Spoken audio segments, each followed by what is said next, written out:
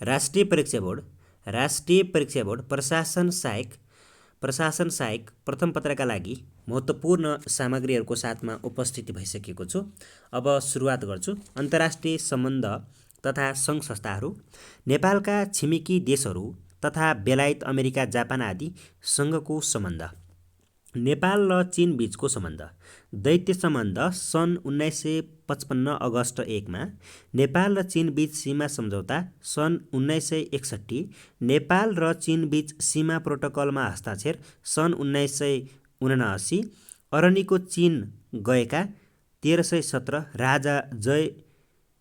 भीमदेवको पालामा नेपाल र चीन बीच शान्ति तथा मैत्री सन्धि 24 अप्रिल 1960, नेपालको शान्ति क्षेत्र प्रस्तावलाई चीनले स्वीकारेको सन् 1976,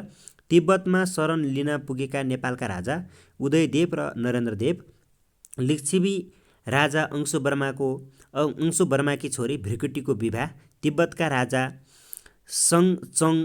गम्पोसँग, प्राचीन कालमा नेपालको भ्रमण गर्ने चिनिया यात्रीहरू हुयानसाङ र फाहियान, नेपाल चीन बीच दैत्य सम्बन्ध पश्चात नेपालको भ्रमणमा आउने पहिलो चिनिया प्रधानमन्त्री चाउ एन लाई, काठमाडौँ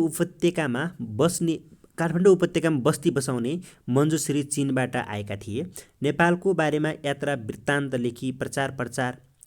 प्रसार गर्ने पहिलो चिनिया नागरिक हुयानसाङ हुन्। चिनिया यात्री हुयानसाङ 7औं शताब्दीमा नेपाल आएका थिए। चीन भ्रमण गर्ने नेपालको पहिलो प्रधानमन्त्री टङ्कप्रसाद आचार्य हुन्। नेपाल चीन तिब्बत सम्बन्धका केही ऐतिहासिक सन्धि सम्झौता। केरुङ सन्धि 2 जुन 1789, बेत्रावती सन्धि विक्रम सम्वत 1849 भाद्र 6 गते सन्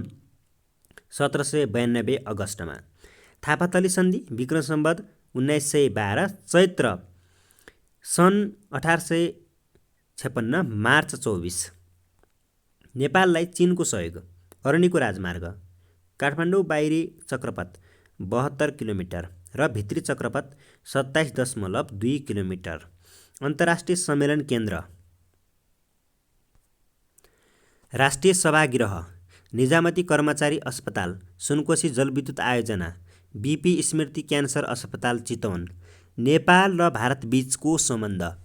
दैत्य सम्बन्ध 13 जुन 1947, भारतका लागि पहिलो नेपाली राजदूत सिंह शमशेर जबरा, शान्ति तथा मैत्री सन्धि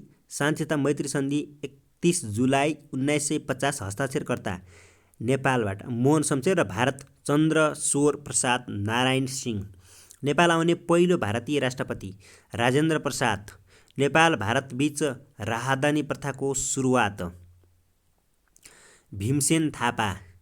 विक्रम सम्वत 1863, नेपाल र भारत बीच गोप्य सैनिक सन्धि भएको सन् 1965, नेपालको सबैभन्दा पुरानो राजमार्ग त्रिभुवन राजपथ भारतको सहयोगमा निर्माण भएको, सुगौली सन्धि 4 मार्च 1816 विक्रम सम्वत 1873 मा,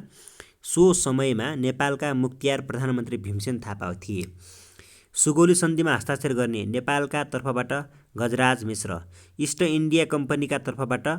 लेफ्टिनेन्ट जनरल ब्राड शाह, सन् 1861 मा जङ्गबहादुरको पालामा नेपाल भारत सीमा 10 गजामा 894 वटा जङ्गे स्तम्भ कायम गरिएको, नेपाल भारत र बेलायती बीच त्रिपक्षीय सम्झौता 9 नोभेम्बर 1947 गोर्खा फौज राख्ने सम्बन्धमा भएको, नेपाल र भारत बीचको सीमामा वैज्ञानिक सीमाङ्कन 1926-27 भारतको सर्वे विभागद्वारा, कोशी सम्झौता सन् 25 अप्रिल 1954 विक्रम सम्वत 2011 वैशाख 12, हस्ताक्षरकर्ता नेपाल महावीर शमशेर जबरा, भारतमा चाहिँ गुलजारीलाल नन्दा, गण्डक सम्झौता सन् 4 डिसेम्बर 1959 विक्रम सम्वत 2016 मङ्सिर 19 गते, हस्ताक्षरकर्ता नेपालबाट सुवर्ण शमशेर जबरा, भारतबाट भगवान सहायको, पछिल्लो समयमा नेपालका प्रधानमन्त्री केपी शर्मा ओलीले भारत भ्रमण गरेका विक्रम 2074 चैत्र 23 देखि 25 गतेसम्म भारतका प्रधानमन्त्री नरेन्द्र मोदीले पछिल्लो समयमा नेपालको 2 दिने राजकीय भ्रमण गरेका विक्रम 2075 वैशाख 28 देखि 29 गतेसम्म नेपाललाई भारतको आर्थिक सहयोगमा निर्माण गरिएका संरचनाहरू वीर अस्पताल 5 तले बहिरङ्ग भवन महेन्द्र राजमार्गको काँकडभिट्टा ढल्के कवर खण्ड र बुटवल बनबासा खण्ड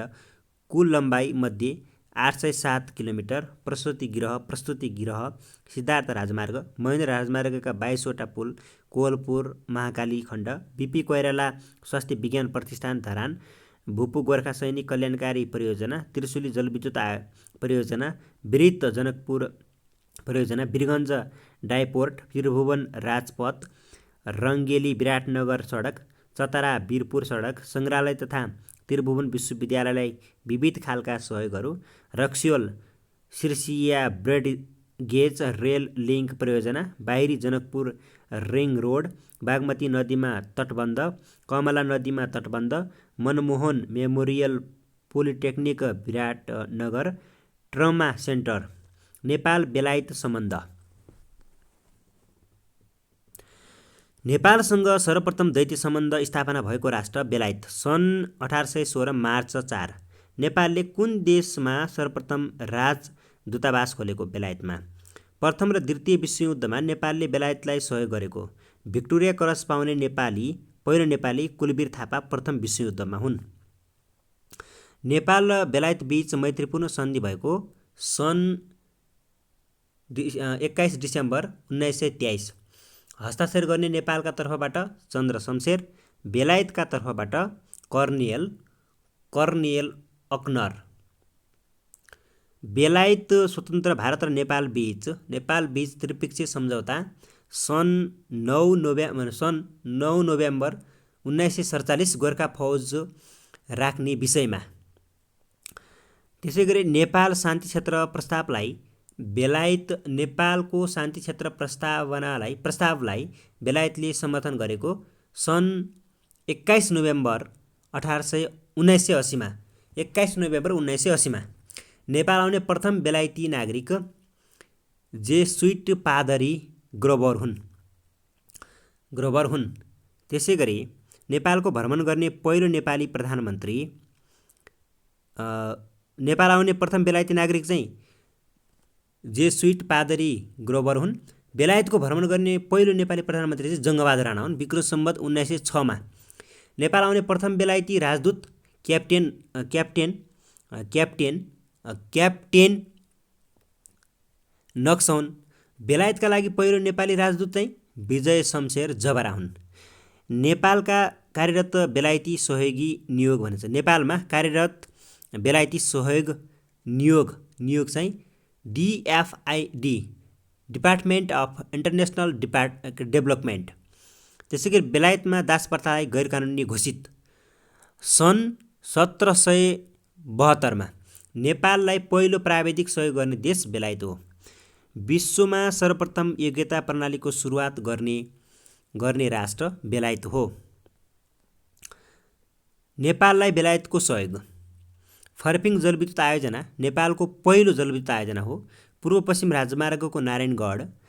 बुटवल खण्ड बुढानीलकण्ठ स्कुल नेपाल प्रशासनिक प्रशिक्षण प्रतिष्ठान मदन भण्डारी धरान धनकुटा राजमार्ग रेडियो नेपालको क्षमता विकास औलो उन्मूलन कार्यक्रम Hetauda digital plant Nepal America सम्बन्ध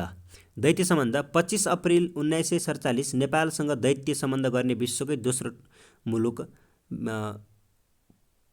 दोस्रो मुलुक पहिलो बेलायत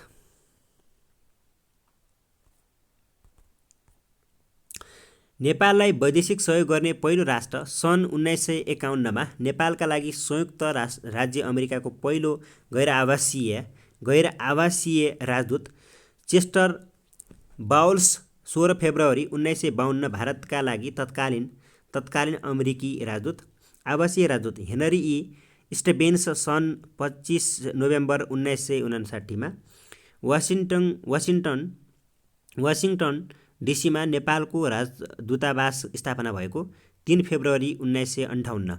काठमाडौँमा अमेरिकाको राजदूतावास स्थापना भएको 6 अगस्त 1959 नेपालमा रहेको सबैभन्दा ठुलो विदेशी राजदूतावास काठमाडौँको महाराजगञ्जमा रहेको संयुक्त राज्य अमेरिकाको राजदूतावास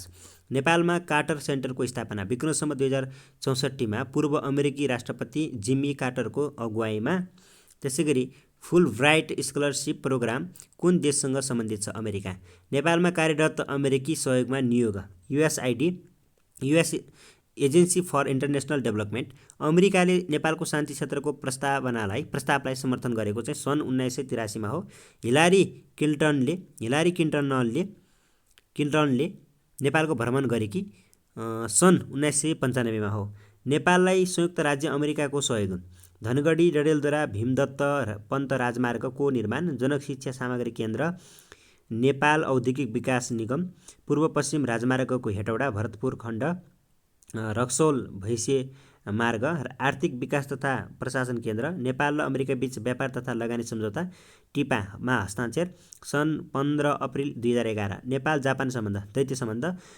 सन् 28 जुलाई 1956 मा। त्यसैगरी नेपाल भ्रमण गर्ने पहिलो जापानी नागरिक बौद्ध भिक्षु इकाई कावागुची सन् 1859 चन्द्र शमशेरको पालामा। जापानमा नेपालको राजदूतावासको स्थापना 1965 जुलाईमा। नेपालमा जापानको राजदूतावासको स्थापना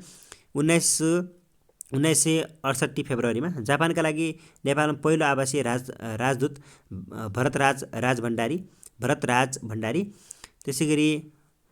सन् 1965 मा नेपालका लागि जापानका